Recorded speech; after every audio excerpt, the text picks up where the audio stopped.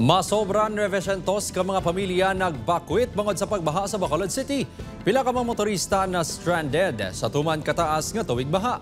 Si Eileen Pedreso nakatutok live sa Barangay Mandalagan, Bacolod City. Lin.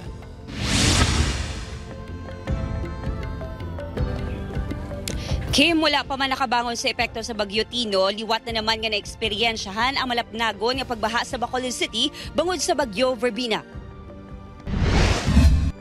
Halin kahapon tubtub kay Inas ang aga na eksperyensyahan ang mamunog nga ulan sa Bacolod City.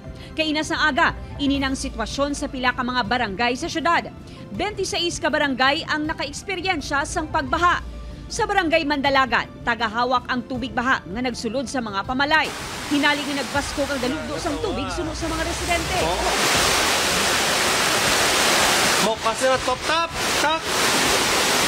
Sa Barangay 39, nagsaka sa babaw sang atop ang pila ka mga residente samtang nagahulat sang rescue.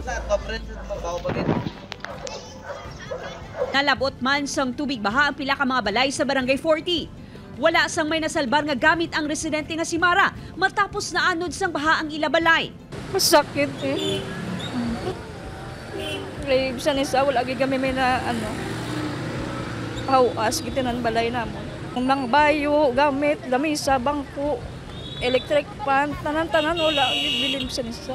Gilayon nga nagpatigayon sang rescue operations ang LGU kaupo ng BFP. Ang mga taga-barangay Singkang Airport sa simbahan ng anay temporaryo nga nagtiner. Tiyan ka pangadaan. Sakit pa ako mga tiil, din ko tindog. Halin sa balagi na, wala ka pamahaw kabataan.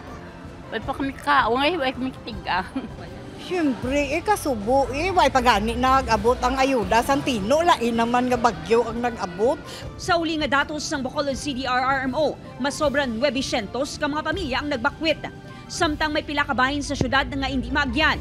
Ang pila ka mga motorista, stranded, bangod sa mataas nga tubig baha. Nagpatigayon man sa preemptive evacuation sa pila ka lugar sa Negros Occidental, kasubong na lang sa Hinigaran. Ginpang rescue naman sang Moises Padilla MDRRMO ang pila ka mga residente sa flood-prone areas.